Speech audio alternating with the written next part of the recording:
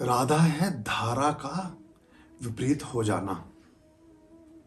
धारा का विपरीत हो जाना और ऐसे असंभव वर्तुल के प्रति संभव मान लेना जो संभव नहीं था। राधा के वृतांत जो अब मैं जो बात कहने जा रहा हूं उस बात में आपके नए तरह के शामियाने खुलेंगे दिमाग में आपके।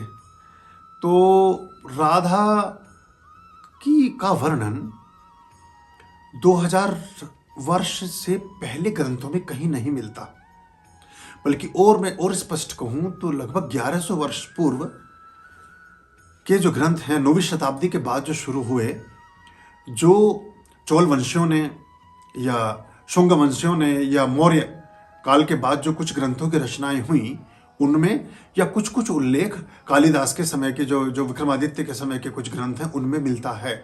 लेकिन कुछ ग्रंथ राधा को साशरीर के रूप में भी नहीं मानते, कुछ लोग साशरीर के रूप में भी मानते हैं। यानी कि एक ऐसी दिव्य समर्पण की स्थिति जो कृष्ण जी को कहीं ना कहीं से ऊर्जस्वित करती थी, उसको, उस धारा को राधा कहा गया।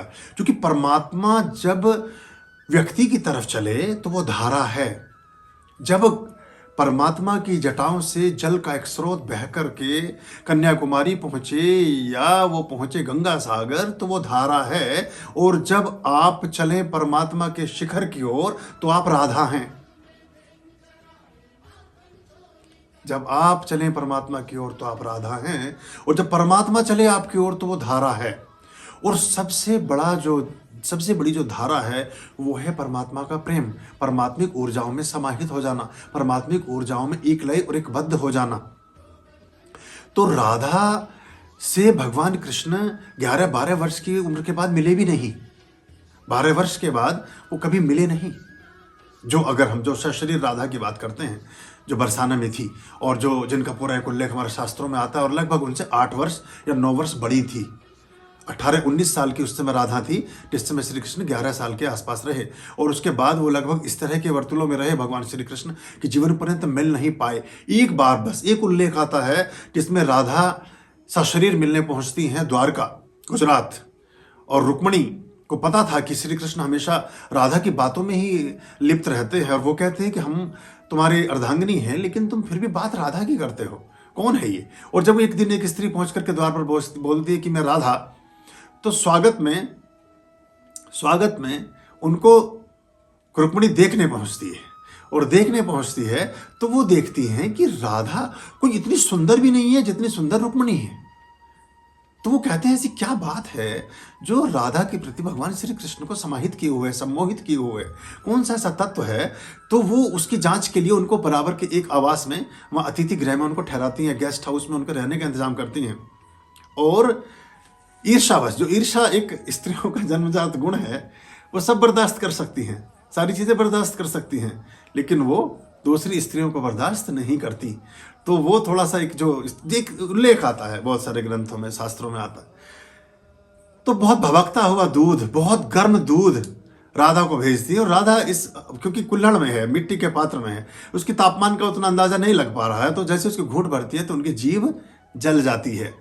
3 दिन बाद मिलने का समय निश्चित हुआ है भगवान श्री कृष्ण से राधा का। और शाम को शयन कक्ष में जब पहुंचती हैं रुक्मणी और भगवान श्री कृष्ण से पूछती हैं कि राधा आई हैं, आपसे मिलना चाहती हैं। बोले तो मुझे 1 घंटा पहले ही पता चल गया है कि राधा आ चुकी हैं। बोले आपको कैसे पता चला? बोले मुझे पता चल गया। और अपनी जीभ दिखाते हैं, बोले मेरी जीभ जली हुई है। बोले तुमने गर्म दूध दिया था क्या उसको? तो ये बड़ी अद्भुत बात है। तो ये ऐसे चलता है। तो राधा एक ऐसा भक्ति का भाव है जो परमात्मा के साथ आपकी धारा को एक लय करता है। जिनके भी जीवन में परमात्मा के प्रति एक लयता है धारा की, वो सब राधा है। और जो परमात्मा जिनकी तरफ मुस्कुरा रहे हैं वो उनके लिए सब राधा है ना। ऐसा इसको समझ लें सूक्ष्म रूप से। और बनारस जो आपने कहा कि वृंदावन में उसकी महिमा है, क्योंकि वो उनका क्षेत्र रहा है, वो उनका एक क्रीड़ा स्थल रहा है। और जो वहाँ जो बंसीवन है और जहाँ पर जो तुलसी है, मंजरी है, वो आज भी हजारों वर्षों से वो वृक्ष ऐसे के ऐसे ही हैं, ना वो सूखते हैं ना समाप्त होते हैं।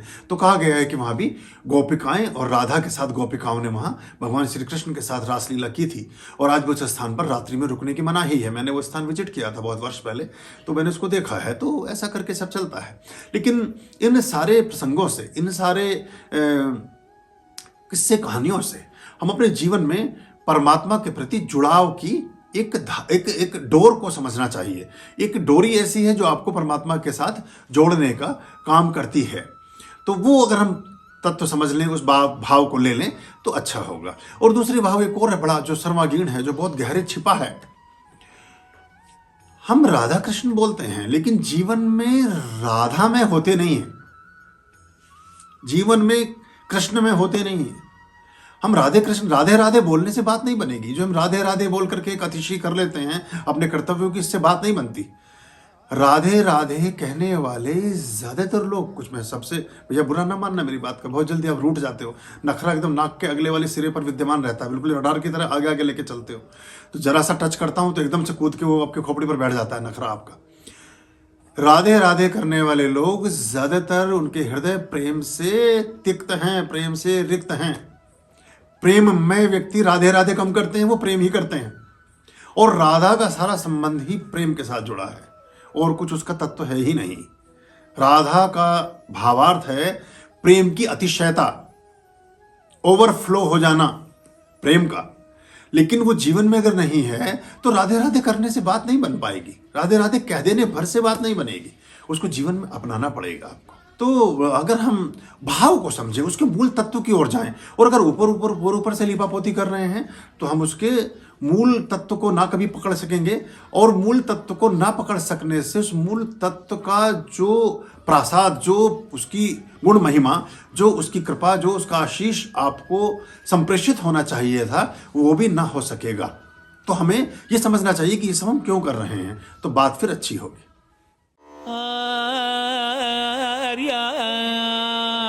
अभयां